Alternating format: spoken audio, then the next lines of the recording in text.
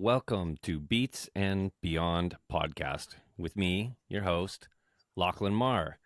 I'm here today with Rennie Foster. Rennie Foster has been a well-respected figure in the Canadian music and art community since he was just a teenager. He influenced many as an early pioneer of the hip-hop, b-boy movement, and later the house music and techno rave scene.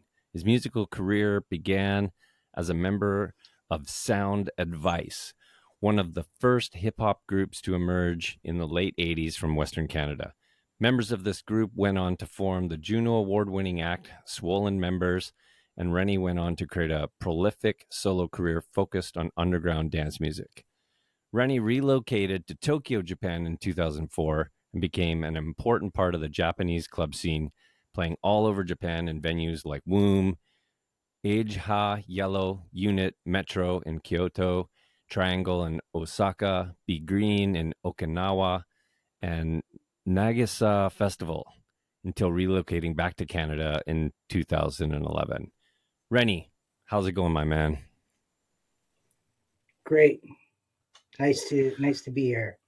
Yeah, thanks so much for taking some time. Yeah, I'm very stoked to be here with you. We've known each other for, I don't know, it must be going on 10, 12 years or something like that. I can't remember exactly when we met, but as fellow musicians and DJs in the scene, probably Yep. met at Hush, I would imagine. That might have been the spot. Could be great place. Yep. Yeah, that was a real loss to the scene. Victoria mainstay place back in the day. Yeah. Well, not so far back in the day, but yeah. Yeah, I just released I don't know, a memory came up from, I had a residency there for a while with some fellow DJs, and it was called 3D Nights. Everything was in 3D, and wow. Okay. And I was like DJ DeSunos, and it was DJ Dodd and DJ Dust were the three Ds. What year was this? It would have been maybe 3 years before they closed. So 2 or 3 years. I'm not sure. It was like later on in the scene. Yeah, I think you'd been playing there quite a bit longer, but not the old days. Not the old days. The recent days. Yeah. Okay. Yeah, the more. Gotcha. Yeah. But anyways, regardless of that, and I reposted the memory, but what I didn't realize, I was reposting an entire Hush photo catalog that was like not just my night, but it was like everybody. It was just insane. And so, yeah, there's a picture of you in there, and just so many. Okay. Yeah. Interesting. Yeah, if you get a chance, I'll send it to you. It's pretty cool. Pretty cool shot. Yeah, you were playing vinyl. I'd like to see it. Yeah, you were playing vinyl, and I think you're like, doing the classic leaning on the headphone, listening kind of thing. DJ pose. Yeah. Let's talk about your new vinyl releases on Skylax out of Paris. Oh yeah, okay. And I have a couple of new vinyl releases. Yeah, and Soiree out of Detroit. Yes. And yesterday, yeah. Oh yeah, nice. Okay, well let's start with Skylax. Tell us a little bit more about that. Okay, Skylax is a label from Paris, France. Underground dance music, all different kinds. Just really good house music, really good techno, really good, like everything you can, kind of vintage, future retro sort of vibe label, vinyl label. And I've been playing releases on that label for a while, so it's great to have a release myself on it. It's a big deal for me. And it's called Cryptic Layers. I'll show it to you. Nice. This is it right here. Yeah, Cryptic Layers on Skylax. I like the red vinyl. That's nice. Looks like this. Oh yeah. Oh, that's beautiful. That's got a remix by Kenichi from Tokyo, and another remix by Sean Deason from Detroit on it. And it's like a throwback kind of vibe, like it sounds a lot like very early 90s rave music, but with a modern twist to it. And yeah, Cryptic Would Layers on Skylax. Go get it. Everyone go yeah. get this. Can get So it is on it their like Bandcamp Skylax or Phone or any. Skylax.com or where do you I'm not sure their URL, but Bandcamp, Skylax on Bandcamp. That's Oh, where you can nice. get this record, right? And Yeah, also you we'll can put get it in it the show other notes. places. Yeah, you can get it other places like Clone and the usual places where people order vinyl. You can get those Nice. at Juno and such. And then also I put out this record earlier this year too. This is on Soiree from Detroit. It's called Empress Enigma, and it's a split 12-inch with myself and the label boss Derek Thompson, aka DJ Drivetrain. Uh, one side's him, one side's me, 2 tracks each. My tracks are called I Haven't Forgotten and Guiding Light. I Haven't Forgotten and Guiding Light are my 2 tracks on this. Nice. It's called Empress Enigma. It's on Soiree, Detroit. You can get it anywhere that you get vinyl. Again, Yeah, Soiree would record. it Yeah. make like it seems to me vinyl's having a little bit of a resurgence over the last couple of years. Would you say that's true? Not really. I think everybody is always it's always having a resurgence. You know, Yeah. it's like ever since it was declared dead, it's every year there's a resurgence. People are Yeah. talking about how much it sells or doesn't sell. It's like, I mean, vinyl will continue to be made for as long as people enjoy using it and playing it. Even, I mean, we're not talking huge numbers. It's like often my releases just sell like a handful of copies, right? Oh, To they'll sell in the hundreds, not thousands. I So it's understand. a lot of small release, niche stuff, and people are into that. They're into collecting those, and lots of people collect my work. So there's people that buy my stuff when it comes out on vinyl because they're collecting it, and DJs still like to play it. Certain DJs, not every DJ, obviously, but as long as there's a demand for a product, it'll continue to be manufactured. It doesn't need to be the industry leading thing, to make sense. I think as long as you can sell some records, then it makes sense to make records. Right. But I also release digitally too. It's not like I only release on vinyl. So Yeah. Yeah, that you know makes what I sense. You mean? got it. Yes. Yeah. Yeah. I do Yeah. releases in whatever format the opportunity is available to me. Like if people approach me with an opportunity, I I either take that opportunity or don't take that opportunity, depending on its individual merits. So it may involve a digital release, it may involve vinyl only, it may involve a cassette, it may involve digital and vinyl, it may, all kinds, whatever. Yeah. Each one is often completely different than the other. So I don't know. I think vinyl's always popular for dance music people. I don't think it ever went out, to be honest. So Yeah. No, that makes I mean, it's sense. obviously not the industry standard, but No, it's not yeah, like the 90s yeah, right. and early 2000s when it was like everybody was hunting for records and trying to get the records before anybody else, and especially exclusive releases or so it was definitely Yeah. there were Mhm. vinyl wars among DJs who could get the hottest records the fastest. Yeah. Oh, yeah. Well, it's still happening in a way lesser degree. Yeah. Well, There and is people who still care about it. Yeah. yeah, and And there's I mean, even on the digital tip, it's still important for DJs to have the hottest stuff and the newest stuff and the freshest stuff. I mean, at least for me, I I'm not into playing stuff that everyone knows or that's like high on charts and stuff like that. I don't do any of that stuff. I'm looking for secret stuff, hidden stuff, underground bombs that nobody's heard that you only I got. that's what I'm yeah. That's what I'm really looking for. So for me, it doesn't really matter how much things are selling. I prefer things that often don't sell a lot, and then you hear them on the dance floor and go, "Oh my God, what the hell is that?" That's what I Yeah, prefer. Yeah. I appreciate that. That's an important thing. I think as DJs, it's our responsibility to bring underrated and underrepresented music to the culture and to the dance floor because yeah, I mean, it's Well, for easy some of to us, yeah. yeah, yeah, for There's some of us, DJs obviously. for all kinds of stuff, but No, it's true. yeah, but Everybody's a you're right. DJ I these mean, days. that's what I'm doing. Yeah. I Yeah, agree, though. The good ones, the ones that I care about, what they're playing and stuff. Yeah. yeah. So let's talk a little bit more about you got a new album called Chaos Magic, and it's on your own Chaos Magic. Yeah. yeah, Chaos on your Magic. own It's a on label, collection of right? the tracks. It's on my own RF label, yes. And it's digital only.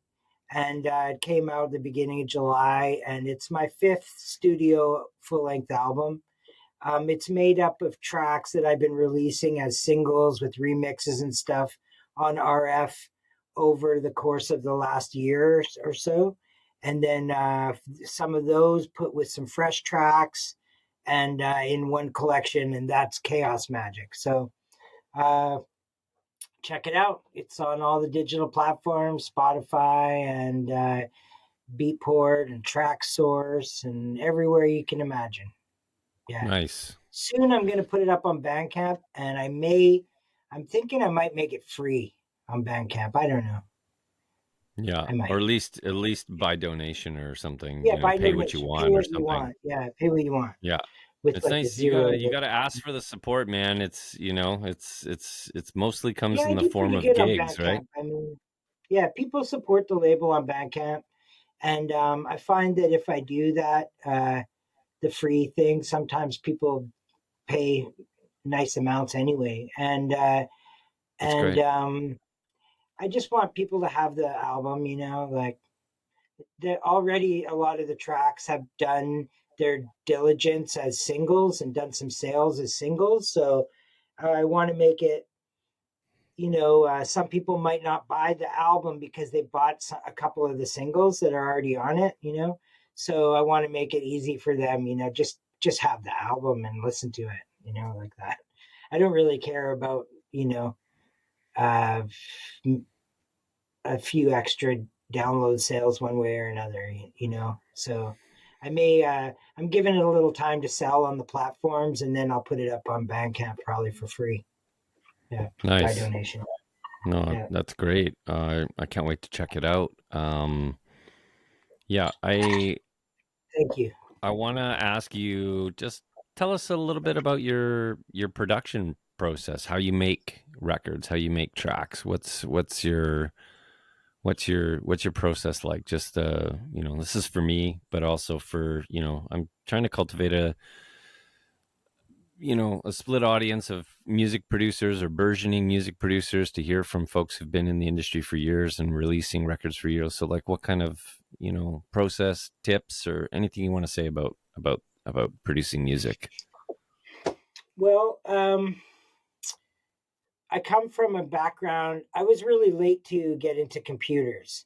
So I come from a background of like hardware, groove boxes, and hardware sequencing and stuff like that with pretty cheap gear. That's kind of my background. And I forgot my first computer in 2002, and that was a Mac G3 running Pro Tools and Reason 1. And from then, I used the Pro Tools to sequence my hardware that I had at the time, and got into Reason, and that's still the setup I use now. So now I use Mac. I have, of course, a much faster Mac than at that time, but I stayed on the Mac platform, and I stayed with Reason. So now I use Reason 12, the latest version of Reason.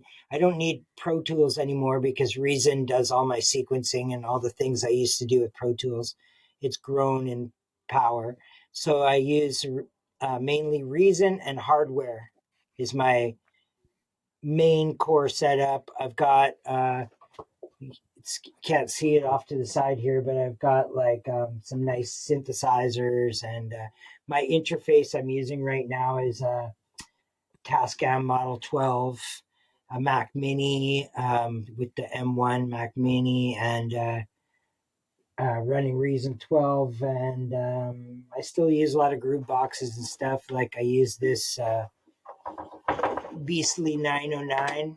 It's been just upgraded to the Maximus over here as a Nice. kind of a I sequence a lot of stuff on it. I also use the Roland MX1 as a kind of a sequence mixer. I wish I could sort of turn the camera over here. Maybe I will That's try all to do good. that. Yeah, give it a try. Sure. Yeah, yeah. There we Oh go. yeah, Now we're talking. sweet. So That's this, the rig. this is a lot of the stuff that I'm using right now, and then it comes. There's the Model 12 right there. That's functioning as my interface. The MX1 up there that handles a lot of that stuff. On the back table behind me, there's a lot of other gear. That stuff's all Nice. sequenced. That stuff's all connected by MIDI as well. And then this is my desktop. I got some stuff on here, Nectar, Panorama, Controlling Reason, etc. So, and even over to the side here, I've got like an array of controllers, and there's a little step sequencer and stuff over there. So I'm Nice. yeah, basically that's the kind of flight desk.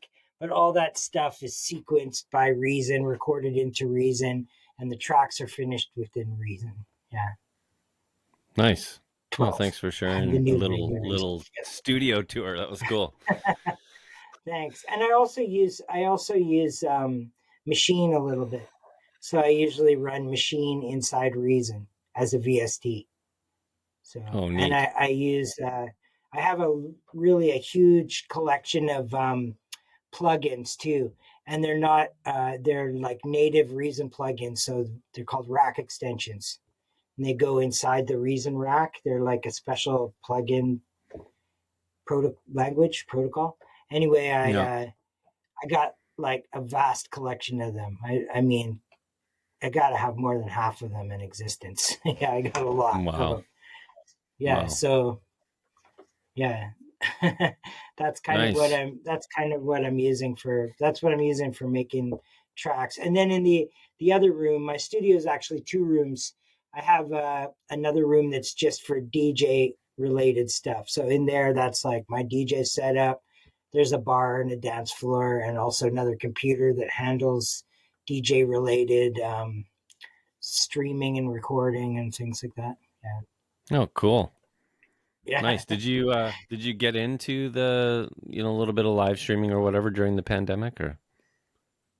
No, not really. I did one live stream that was pretty amazing for Charivari Festival in Detroit, and they I did their online Charivari during COVID as one of the guests, and my stream had the most, and it set the record, and it was a lot. It was like uh, forget exactly how much it was. It was like over 100,000 people watching me live on New Year's. Yeah, Wow. it's pretty awesome. Yeah. Pretty Fantastic. crazy. Yeah, it was intense. It was really cool. So shouts out to Charivari for that. Yeah. But Nice. that was like my best streaming experience. But I've done other little things as a guest, streaming for people and stuff. But I haven't made my own streaming thing. I have all the gear to do it. I have the setup and I have a space and like everything. But I don't know. I just haven't made the jump to it yet. I will. Someday I will. I used to stream on Facebook and stuff, but I haven't gone to the Twitch thing yet. But I probably will try to do it eventually because I have all the stuff and such a good spot for it. But um, I kind of also like keeping my space private. Like I just party here with my friends and my wife and stuff. Yeah. Yeah, that Yeah, makes I just sense. had a little release party for Chaos Magic like last weekend. Yeah, I don't know, had like 30 people over. just Yeah, partying here and I celebrating saw that. a little That's the bit of that. best. I don't know where you posted Yeah, it, if it was Facebook or you posted a that's the little main clip. function of the space, and to try Yeah. out stuff and, just get into the groove of mixing. And my wife hangs out and, my family and Nice. my friends. Yeah, things like That's that. It's like a great. private little club. Yeah, but I may stream it. I don't know. I'm not sure. Yeah, it's a funny thing. A lot of people really got into streaming, and I got a Twitch channel. I similar to you. I bought all the streaming gear. I have all the gear, but Mhm. it was this extra layer of, when you're DJing, but you're also like, producing music. I'm like kind of a closet producer, but All of a sudden, it's another thing you got to do. Yeah. yeah, it's another layer of tech you got to handle. And if you're already DJing and providing sound, it seems like, yeah, it'd be great. I'd love to have an intern or something that knew how to run all the streaming stuff and chat with people or Well, something. I think it's probably best left to the people who are passionate about doing it. I'm not super passionate about it. Yeah, I'm passionate about DJing and I'm passionate about technology and I'm passionate about making music. So at some time that can interface into streaming something and that's fun. But I don't think I could like concentrate my main or even a large uh, allotment of my creative time and energy on a streaming show and yeah, making it compete with the other ones and stuff. That's not me at yeah. all. So No, me neither. but I may do it for my own enjoyment. I do a lot of stuff for my own enjoyment. So I don't really. Yeah, It's really not. I've stopped caring about how.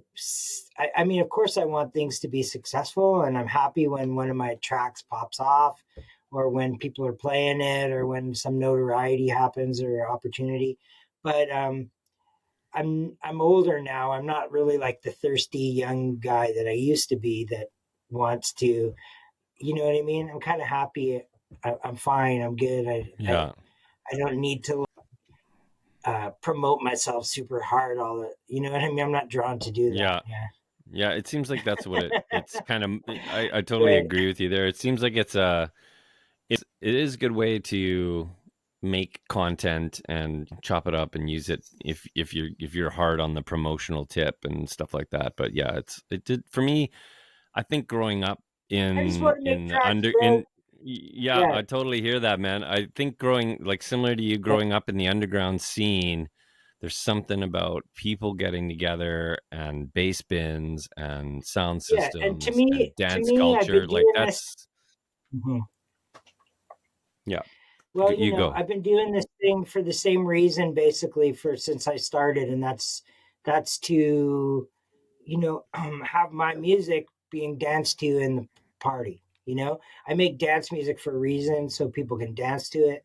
So that requires other DJs playing it. So make my dance music production is not made so much with my gigs in mind. It's made more with like other people playing it. And that's the success for me, right?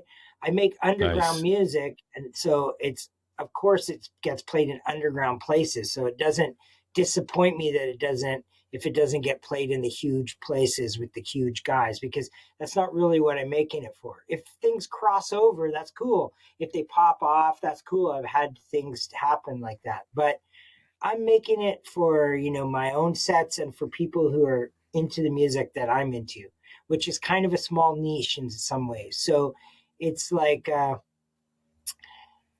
success for me is just having people dance to the record and really like it. And if that's like 50 people, that's totally fine with me. That's a major success. I mean, when I was a kid, uh, you know, making making my music on a 4-track recorder and then putting it onto tapes and selling them at the local store or giving them out. Like if I could reach 20 people like that, it was a big deal. It was a big success. So nowadays, like I don't see why it's any less of a success to me if my stuff doesn't reach the masses. I don't it it's kind of like a quality over quantity type situation. I'm happy. I'd be more happy if a smaller amount of people really, really, really like it than if a lot of people just hear about it for a second and like it with a Right. click. You know what I mean? It's I appreciate that. I'm looking for a more meaningful connection, even if I can get it, even if it's less amount of that. You know what I mean? So I've already feel like I've reached many goals that I set up for myself when I started doing this. So it's kind of like I'm just thankful for the things that happen and try to stay in the moment of the things that are happening and get and experience it and feel gratitude about it, feel pride. I wouldn't say pride, but feel uh, fulfillment about it. You know what I Mm-hmm. mean? Like Yeah, that's, oh yeah, I did my life's purpose again. Yeah, I'm fulfilled. You know, that's what I'm that's trying to great. get from it. Yeah, yeah. That's really great, Rennie. I really appreciate that because Oh, thanks. I think that's what the art is all about, right? It's about making a connection not only to your audience but also to yourself, and that Right. symbiotic thing that happens when you can really feel that connection and yeah, no, that's you're spot on. Yeah, it's a form of, I've always thought of it as a form of communication. So, one weird thing that people don't know about me really is that I've released almost every piece of art I've made. So, even since I was a kid, I didn't just draw, I made comics and photocopied them and gave them distributed them. I made tapes and like all my life I've been doing this, but when I make a song and complete it, it's for being released. There is no Rennie Foster songs on the shelf that people Yeah. don't have heard. I release everything I finish almost. Like if I'm not going to release it, I don't bother to finish it. It's all has the same purpose. It's part of the same flow for me. It's like it's a communication process. It doesn't make sense just for me, right? It's Yeah, like right. this is about my communication. It's about my ongoing communication with the world. This is how I interface with the world. That's kind of what it is, right? I can actually You say know what I mean? I had one of your tapes back in the day, back when it was Yeah. Well, Rennie people who know me know I've just been Dubnut putting stuff Foster, out right? prolifically since I was a kid. Yeah, Yeah. everything, I stickers, whatever I can make that's artistic that I think is dope. T-shirts, I've done T-shirts. So many things I've done in my I'm life, gonna and check. making tracks and records is just part of that. Yeah, I literally have a box of all my old tapes right behind me, and I'm gonna check yeah, to see it's if I awesome, still man. have it. That's That'd be great. friggin' hilarious. I'll post it on social media if I still have it. I remember it was like Yeah, yellow, like a yellow, sort of like off yellow, sort of colored tape. I we don't had Noah remember. on here the other day, and me and Noah made a legendary tape back in the day called Mad Science Productions. That was Right. really cool. I think it was called House. Oh, what was the name of it? It was called House. It had a really trippy name. A really House. I got it. It'll come to me. It'll come to me. But Yeah. No, it it's was all good. it was one side was all ambient and tripped out, and then the next side was all house and techno that we had made, and it was me DJing with Noah with like a mini moog, and we had a 4 track, so we'd lay layers of things over. We made a tape called Mad Science, uh, and put it out. I actually put it out around Victoria and Salt Spring and stuff. Yeah, I don't. Nice. You probably don't know, but Noah put out my very first record, my very first vinyl record. Wow. In '97, he put it out. Yeah. It was Was called that Rennie on thought? Foster Housework. Yeah. Was it on Thoughtless? Was that his like his, or do you have a No, way different before label? Thoughtless. Was on his first label called Impeccable. Oh, right. Impeccable Records. Yeah. That's awesome. Um, Yeah. It so was pretty fun, let's pretty great era. let's nice. Let's switch channels here. Tell us a little bit about your time in Japan. What was that like going over to Japan and being part of that scene? Yeah, it was like seems like another lifetime now. I moved back in 2011 back to Canada, but I did 10 years pretty solid in Japan DJing on the DJ scene there. And played everywhere up and down the island. And I had a residency in Kyoto, so I did that. Played Metro and Club East in Kyoto maybe 30 times. I had another residency at Rajashan in Shizuoka City that I played quite often too, and played lots of places in Japan, like little places. Also, I had a residency at ageHa in the pool bar, and in that's in Tokyo. That's like the biggest club in Asia. That place, not the pool bar Wow. area, the main floor, obviously, but it's a massive club with many rooms and floors and stuff. And I DJ'd a few of the different rooms and floors, never the main floor, but at ageHa. But I played the pool bar many, many times. I was always playing there, and that was like where the good house and techno underground stuff was going down. And then, uh, yeah, in Rock West, it's an after hours there in Tokyo. I that was another residency that I did, so I played there all the time. Played Womb, all the rooms, even the main room unit. I played a lot. I played once on the main floor, but I played a lot in the saloon area, which is like a smaller club under the main floor. Really nice club. And yeah, I just played lots and lots and lots in Japan. I had a great booking manager there. Shouts out to Shinya Suzuki, and did lots of releases, lots of press, got a lot of support from the media and from promoters and seen people there, and I had a very incredible experience. I don't know what to say. It's kind of Yeah, would like you a say, pro were there any basketball little player, is little it? You yeah, I'm just know, curious if there's any like little difference in the club and rave culture there, or was it like kind of the same but just speaking a different language, or was there some well, no, different I mean, aesthetic to the there's a scene? look, man. There's an international scene there, like what you might call the foreigner scene there, but it's really just like the international scene. It's a lot of Japanese people involved too, but that scene is like, you know, as big as in Canada, like just in Yeah, Tokyo, that scene, not counting the core Japanese scene, okay? Just that yeah. international party scene is bigger than all of Canada's scene. Do you know Wow. what I mean? Yeah. So, I mean, it's I warmed up for everybody there, bro. I warmed up for like everyone from Paul Van Dyke, Monica Cruz, System 7, Secret Cinema. Like the list could just go on and on and on and on and on and on and on. Everyone comes through there. Everybody's Wow. coming through Tokyo. It's like a uh, major city for clubbing. It's definitely the most advanced city in Asia for clubbing, and it's um, pretty incredible. And then there's also the core Japanese scene, which would be like the local scene, what you would think of as like the local artists and their friends and their parties and the all that kind of stuff. And then there's hundreds and hundreds and hundreds of venues, right? Thousands of Yeah. venues actually. So there's always things happening, always just little niches and stuff that you don't even know, and then you just stumble upon a whole world, a whole other scene. The density of the population just makes everything possible there.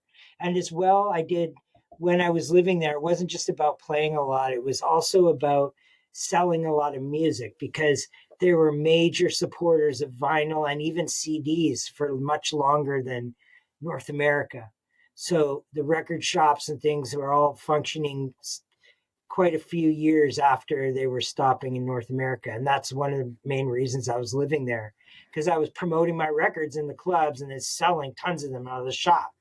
So, it was possible to do that over there. It's in Canada's scene is so disconnected from that kind of stuff. So, but that's really what the professional scene is like, right? It's like Right. people putting out music and promoting music through gigs, right? It's like Yeah. it's just like a musician or like a band, but they promote their records from through their gigs. And it's the same way with people who are involved in house music and techno music. It in a lot of the world, right? Yeah. In Canada, there's kind of a phenomenon, or I suppose it's everywhere. It's not just in Canada. There's like the party scene. People that don't really make music, they just kind Yeah. of party and then they have money, so they throw parties and then they DJ and et cetera, et cetera. But they're not really like music people. That Hmm. exists everywhere, but in Canada, it's very prevalent. It's like in Yeah. Vancouver, it's very prevalent. Like that stuff, they're not really connected to who's making music in Vancouver or who's selling Right. records in Vancouver. They don't give a shit. You know, Yeah. who's selling Yeah. music in Vancouver is like not what they're thinking when they're basically thinking, who can we bring into the city that everyone will come and then we can all DJ at the show, me and my friends. Yeah. That's kind of like, you know, the vibe of a lot of, Vancouver events, but not everything, but Yeah. it's a big part of it. So, I'm in Tokyo, it's much more serious. Like, at least the Yeah. niche I was in, the lane I was in was more, it was about who's making music, who's getting known internationally, who's getting played in the clubs, like whose music gets played in the clubs, right? Right. That's who people want to see, obviously, right? So that's who Yeah. the media wants to write about, and who the dance music fans want to see. So, but that's in many ways I took it for granted there. In some ways, I kind of just assumed that my local scene, or where I came from, which is Victoria and Western Canada, would grow into that. I just assumed it would as the dance music advanced. Of course, a lot of people are making records. There's like Western Canadian techno icons and stuff, J Tripwire and stuff like that. So of course they're advancing, they're growing, But then when I moved back here in 2011, I was kind of shocked at some of the stuff that that carries on. But I not I blame everything. I don't want to. whoever Yeah, I don't blame I blame who anybody. It's just no. Well, this is more like a kind of like a funny joke, but I blame whoever invented the sync button. Because DJing became a lot easier for yeah, people, yeah. and I don't know. so Oh yeah, everybody's a well DJ. that, And but you know, yeah, but but I don't these know. Maybe the DJs that, yeah, you're lost yeah, if you can't, if you can't, sync technology doesn't even work that well. It's no, it's true. eventually things are going to go off and you're going to need to correct things, and you're just so Yeah, limited in what you can do that there's no way you can shine past other DJs with better skills if you can't mix outside of a sync button. It's like, yeah, yes, people fake it, but those are people that are just going to get the gig anyway because they're friends of people or they're some shit. yeah, I don't think anybody's taking that stuff seriously outside of their little thing. Like, if you get in front of a discerning audience, they can tell that if you're, you know, it's like, I guess because a lot of people judge the scene by what happens in the cheesiest elements of it, but I don't. Like, I don't relate yeah, to like EDM stuff or commercial tech house or any of that stuff. Whatever they're doing, they there's always been cheesy people doing cheesy stuff for yeah, cheesy other people, right? It's like, yeah, and there's an audience for it. There's an audience of people that are into top 40 that still go to clubs and listen to cheesy house music. It's like, there's, I don't judge the quality of what I'm doing by what's happening with those people. There, you yeah, can't, you can't turn them, right? So it's more about like what's happening in my small thing. The thing in Japan is that mm, the small thing is so big that you can just get lost in it and forget the other people exist, right? But then when you're wow, in Canada, you come back to Canada, you're kind of all intertwined with each other, You know what I mean? Like you're playing Yeah. side by side with people that, are like, whoa, man, like really you play that, bro? You know what I mean? Like, all power to them, if people like it and dig it. Yeah. But, the world that I was living in for 10 years was different than that. You know what I mean? Like completely Yeah. different than that. It's like, yeah, it Yeah. was competitive too. It was very Yeah. competitive too. So a different I kind of was competitive. It was like people were actually competing to be super good and super like um fresh and original and like the newest new. You know what I mean? Like yeah. or Yeah. or their specific thing that they do, they were honing that in. Nobody really talked about genres all the time and stuff.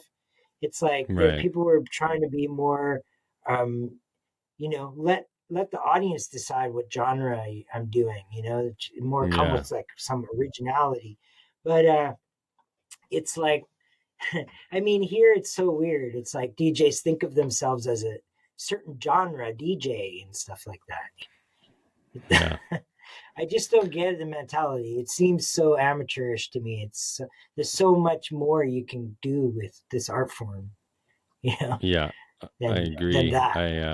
Yeah, Little funny you know. little side story. I showed up to a festival back in 2013 when I was touring around in Kelowna, and I just got a chance to look at the lineup, and I saw that DJ Shadow was coming on after me, and I was just like, Oh "What? wow, that's Are you major. kidding me? No, no, no. It wasn't the real Wow. DJ Shadow. It was like some guy. Yeah. I was Oh, he like, just named himself DJ Shadow. yeah, he just Yeah. named himself DJ Shadow, and I was like, um, Little does he know. Yeah. you're not, and I was like, You're are you not from New DJ York, or Shadow. like where are you from? And I was like, it's like, I was like, have you not heard of DJ Shadow? Like, dude is like legendary, and I'm like, you might want to consider changing your name, man. But he was like, he was in Yeah. this other scene, like you said, that was like kind Yeah. of like a They silo, don't know it. and Yeah, they don't know it. then Yeah. They're he like, started playing music, and I was like, oh yeah, he's definitely not DJ Shadow. that's why he doesn't know who DJ Shadow is. Yeah, obviously. Yeah, Yeah. yeah, exactly. But he probably knows a Yeah. bunch of other shit that we don't know or even want to know. Oh yeah, So sure, sure. yeah, it's He how it was, is, man. he, It's like the yeah, Dunning Kruger effect is everywhere. So people don't know yeah, what they don't know. yeah. It's true. Okay, so there was some other question I had that was like kind of like the side question. Yeah, okay. Maybe this might be controversial. Maybe you don't want to answer this, but what do you Try think me. is like what do you think is like the worst thing that happened to electronic music in the last little while? Oh, yeah. I don't want to answer it. It's too negative. It's like Yeah, I'll just. I don't know. I don't want to diagnose the whole thing and sum it up. It's too. It sounds right. like a headache even thinking about it. You know Oh what I mean? yeah. Who Okay, cares? no worries. Yeah, I can't control it. I mean, I care, but Yeah. I don't Yeah, I got know the it's a bit of a fix. weird question. Yeah, I understand. a lot, a lot. Yeah. Yeah, a Yeah. lot, a That's a lot. good answer. That's a Yeah, good answer yeah, without getting into the nitty-gritty of it. Yeah.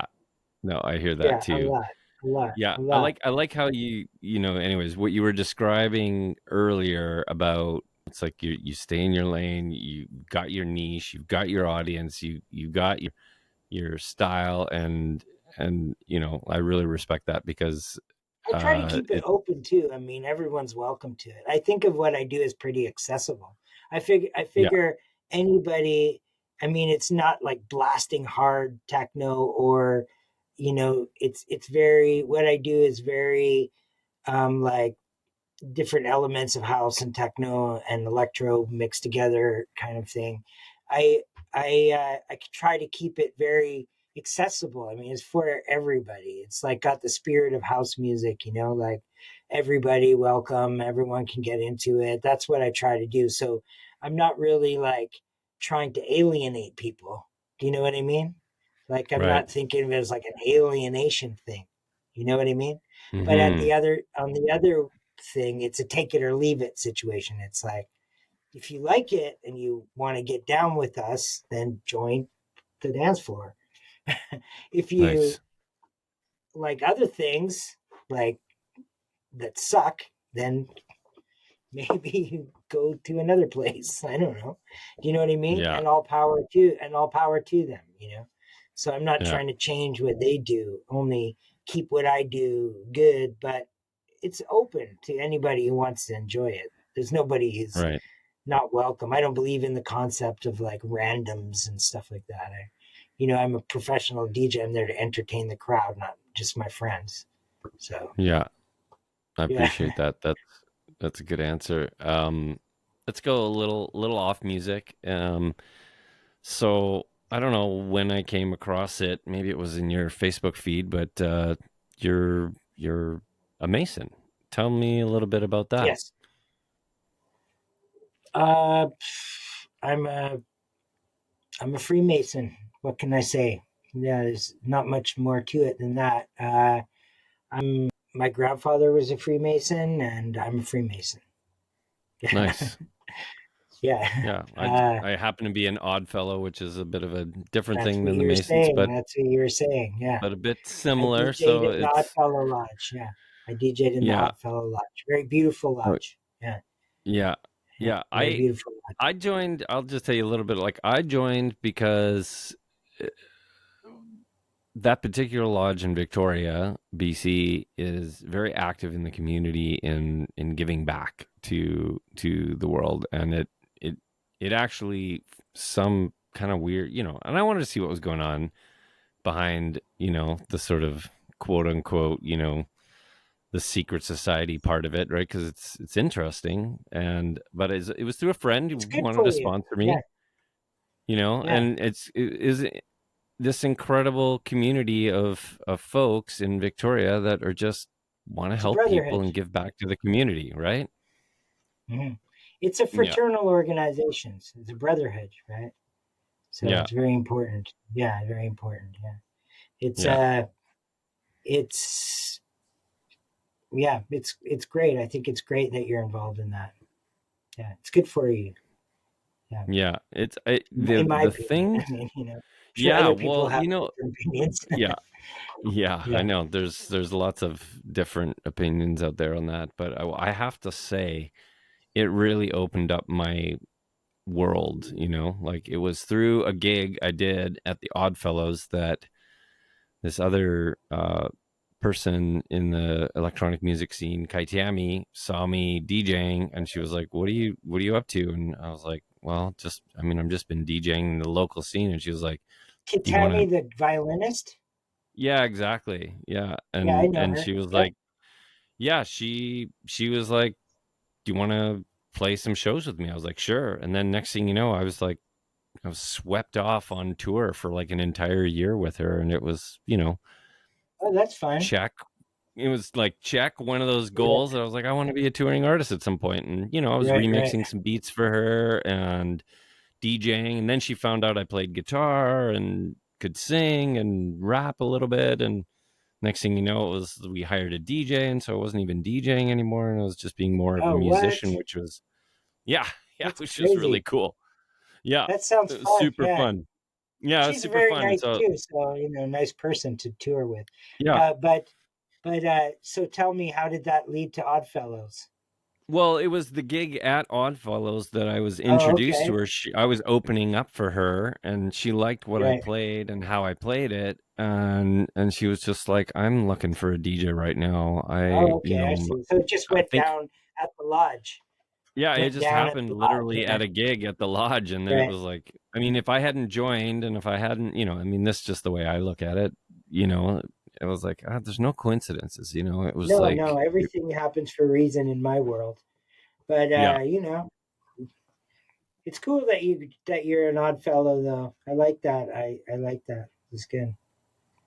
yeah, Yeah. it's great. I've since I moved to Salt Spring, I'm less involved with the lodge, and I've got two small kids, so I'm pretty busy. My kid's 3, and my daughter's like a year and a half, so it's like, Yeah, but you're young. It's like for when you're older yeah, too. right? Yeah. It's not a Yeah. rush. It's not a rush. No, Yeah. I still pay my dues, so I'm an odd fellow in good standing. So Oh, and good. but now I'm also starting my I was like I used to throw shows there, and I'm like, oh, I want to throw a show there again. It's such a great Right, venue. right. Cool. It's a Tell me a little beautiful bit venue. about Tell me a little bit about what do you got going on? Like, what's coming up next? You got some shows. You got some things that we can. I'm going to try and get this podcast out on the weekend. So maybe Okay. anything after this coming weekend. But I do have some shows. Let me think. I should have had this like all on a list or something. I think I got I'm you got September My next 1st at show is Zenyase. What is that? What yes, is yes. There's shows Zenyase? before that though.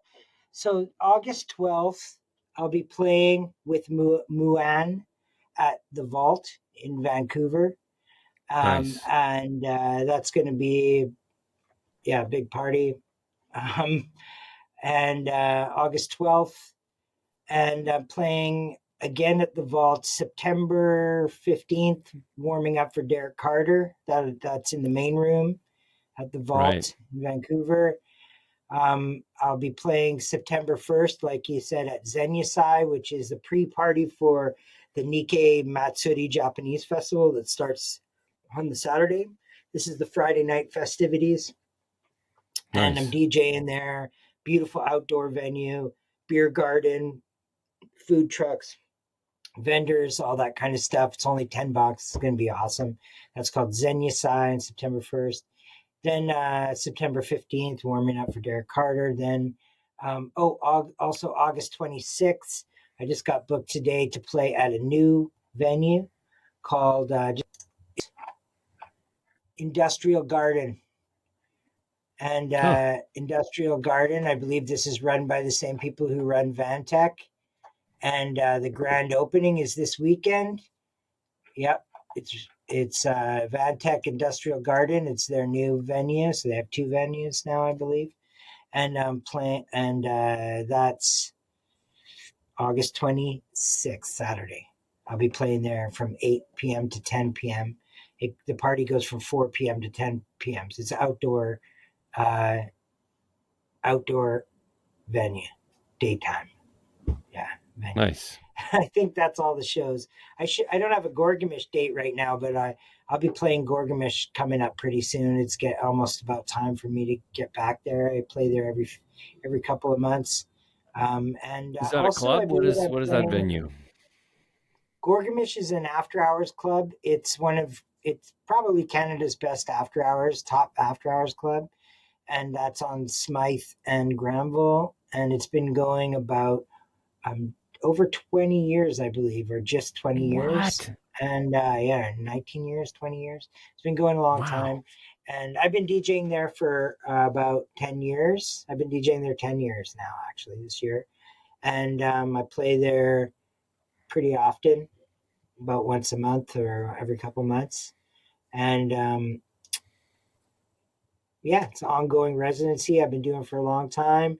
Lots of Vancouver's top DJs, residents there or regular guests. And that's how it is underground techno, tech house, underground house type venue.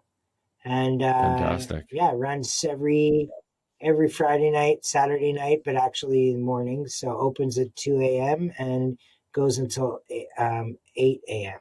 So Wow. usually there's two DJs per night playing 3 hour sets. Yeah, Oh, 2 to 5 or epic. 5 to 8. Yeah. So I do that quite often. Fantastic. Yeah, that's Gorgamish. So I don't know when my date will be next there, but it'll probably be in August sometime. I'll play there, or and not July. It's almost the end. I'm sure I'll play there in August sometime. So Nice. yeah, Yeah, well, Gorgamish. It's awesome. we'll make sure to mention some of those in the show notes. And There'll so be a yeah, Lucky we'll Bar show too. I think I believe in September or October there'll be a Lucky Bar show in Victoria as well. Nice. Yeah, I'll play. No, that's great. I love Lucky Bar. It's such a beautiful hole in the wall type club. Oh yeah, I love Yeah. that club. Love it, love it. Yeah. I've been since Hush Shut. I've been playing since I moved back here in Hush Shut. I've been playing Yeah. at Lucky Bar pretty regularly. Yeah, and it's Yeah. just love the venue, having great gigs there. Yeah. Nice. Yeah. Yeah. Well, you got a good fan base in Victoria, that's for sure. Yeah, well, some people there have been dancing to my stuff since they were kids. Like, some of the ravers, the people that grew up raving in the 90s and stuff. So they were, I all the time at gigs there, people come up to me. I've been dancing to you since I was 16 and stuff. Yeah, it That's happens a that's lot. awesome. Yeah. That's Yeah. awesome. Well, Yeah. Rennie, I think we're getting to the end of our hour here. Pretty close. Goes Excellent. quick. But tell us, where are the main places where people can find your music? Like if they want to learn more about your label, or so just give me shout out some websites and places where people can get your music, and I'll definitely make sure that it's all in the show notes as well. Thank you, man. My label is called RF, just the initials, capital R, capital F. And it's on all the platforms where dance music is sold or streamed. So, Beatport, TrackSource, Apple Music, Amazon, Deezer, Spotify, um, YouTube, SoundCloud, everything that you can imagine, it's there. I prefer Bandcamp. That's my preferred platform.